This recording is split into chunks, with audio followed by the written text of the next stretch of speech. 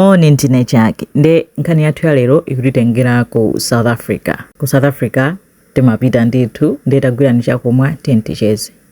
Nkhani yake ndiyokhudza mayi uyu dzina lake Philisiwe Krashana. Philisiwe ankakhala ku Eastern Cape, amachoka ubanja la bwinobwino, anapita ku skulu, anabadwa mu chaka cha 1998.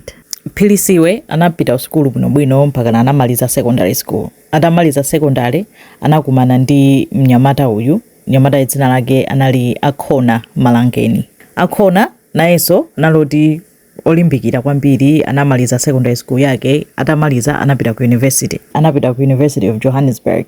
Atamaliza ku Johnny Uja ku university, anapeza kuti anampatsa ntchito. Anapeza ntchito ku university komweko nde zinamuyendera bwino sangasanga eti. Koma chibwezi chake ndi Philisiwe chinali chikupitirirabe zoyenda ndithu. Komanso analodziwa kupanga ngati za ndakatulo choncho. Amakonda kumpanga haya kuma malo osiyanasiyana, ma functions osiyanasiyana bamboyo kuti adzikapanga za ndakatulozo. Chifukwa chati ma connection chani Akhona uja anakwanitsa kumpezera Philisiwe ntchito.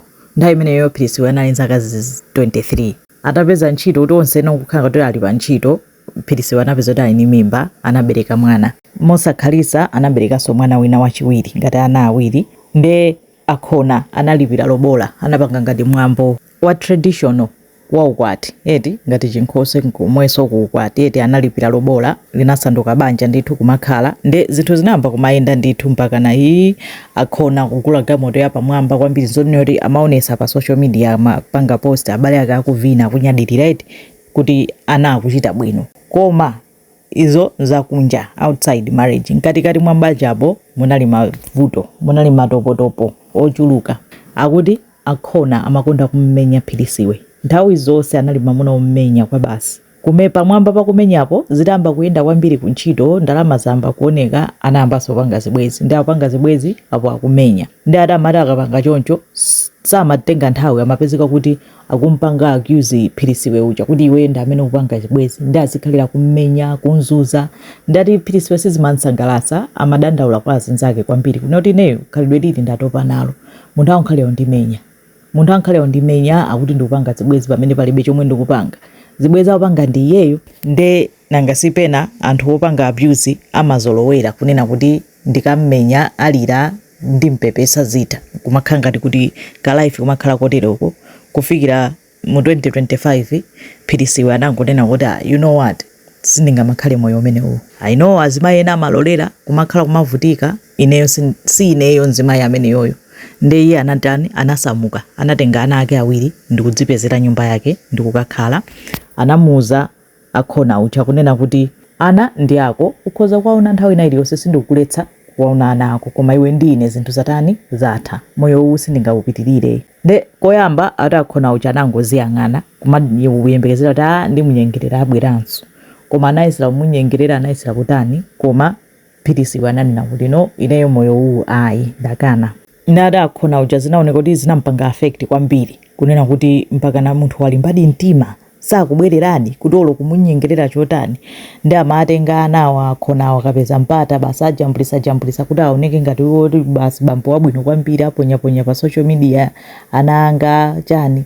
Koma Philisiwe amati hayi, ana ndi ako, uziaona uzitani, no problem, koma iwe ndine zatani zatha. Kenako ati Akhona anayamba zopemphera.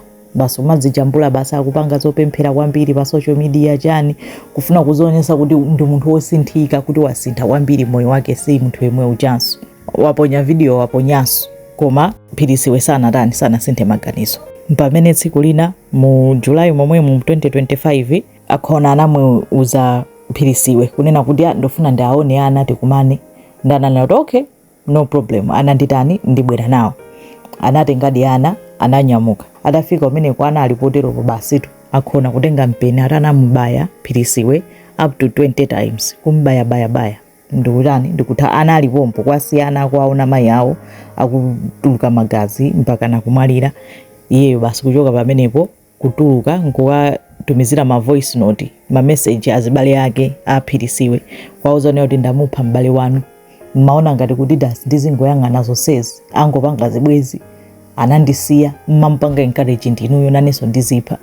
koma of course anthu anayimba foni ku polisi, akhona anathawa mpaka pano apolisi sanampeze kufikira lero. Chiwembu anapanga chaka chatha, koma nkhani imene inachitikira kuti Phirisiwa anaphedwa ndithu chifukwa chonena kuti anakana kukhala mu relationship ya abuse. Imene ine nkhani yomvetsa chisoni kwambiri, imodzi mwa nkhani za azimayi amene amakhalira kuphedwa ndi kuzunzika ku South Africa. Zikomo kwambiri.